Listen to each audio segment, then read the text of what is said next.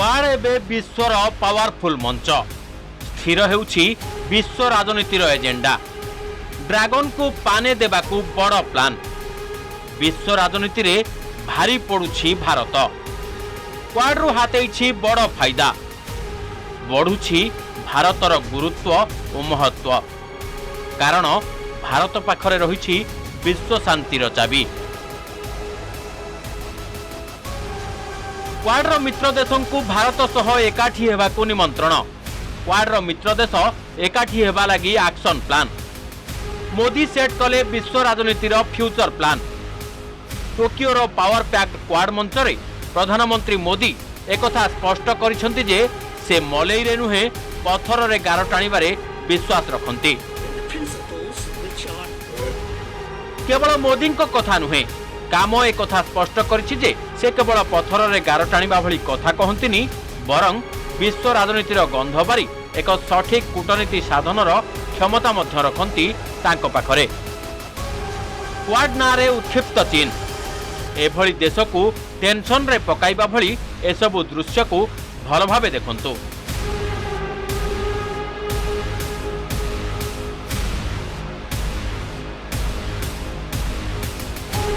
quad मंचरे कहा जाइथिबा प्रतिटी शब्द को ध्यानर सह शुणंतु कारण एसबु शब्दर अर्थ बेस गभीर बेस प्रभावी कारण एथर क्वाडर केन्द्र रही भारत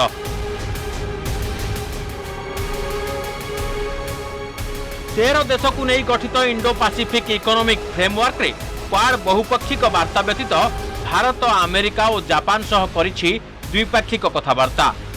प्रथमे पीएम मोदी जापान प्रधानमंत्री सह साक्षात आलोचना करिसेंति तापरे अमेरिका राष्ट्रपति सह बंधुतापूर्ण आलोचना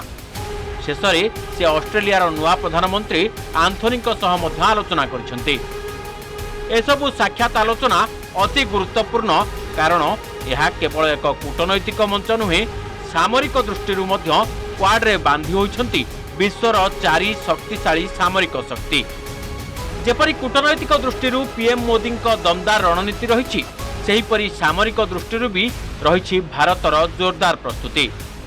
जहाँ मध्य रही नियमित समराभ्यास पुणी सेना लगी आधुनिक और पर्याप्त साज सरंजाम जोगाड़ करने एही परिप्रेक्षी रे क्वाडर भूमिका बेस गुरुत्वपूर्ण हिमालय शिखररू अथल भारत महासागर पर्यंत भारत निजर शक्ति वृद्धि करिछि निज सामरिक प्रजुक्ति को अधिक आधुनिक करिछि भारत जेकोसी प्रकार संघर्ष को एड़ाइबा लगी जारी रखिछि विभिन्न युद्धाभ्यास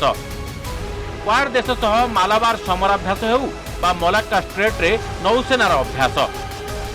भारत विश्व को जणाई दैछि जे समुद्र रे भारत प्रति विपद आसिले मुकाबिला लगी सबु बेले प्रस्तुत ताछड़ा गुरुत्वपूर्ण जलपथरे निजर शक्ति प्रदर्शन करी भारत जणाई दैछि जे विश्व शांतिर चाबी रही भारत पाखरे एही क्रम रे अमेरिका सह बंधुतार नुआ अध्याय मध्य आरंभ होइछि अमेरिका भारत को जोगाई दैछि पावरफुल F-18 जहां अनेक देश रे विभिन्न ऑपरेशन को सफलतार सह पूर्ण करिछि एथिरे 4000 किलोग्राम रो पेलोड रही परिबो एयरक्राफ्ट कैरियर रे विभिन्न प्रकार टेक ऑफ और लैंडिंग रे F-8 बेस धुरंधर निजे अमेरिका याकू निजर 12टी एयरक्राफ्ट कैरियर उपरे मुतयन करिछि खूब शीघ्र यह पालटिबाकू जाउछि भारत महासागर सतर्क प्रहरी सेहीपरि गोवा रे पहुंची अमेरिकीय नौसेनार 2टी हॉर्नेट भारतीय नौसेना निजर विक्रांत एयरक्राफ्ट कैरियर लगी एपरी विमानर गोटे दल आनिबाकू योजना करुछि यासह राफेल भी सामिल हेबो नौसेना रे जहां आसंता अगस्ट बेलू कमिशन हेबो सेहीपरि अंडमान निकोबर अवस्थिति को आधार करी उत्पातकारी चीन को पाने देबाकू प्रस्तुति करुछि भारत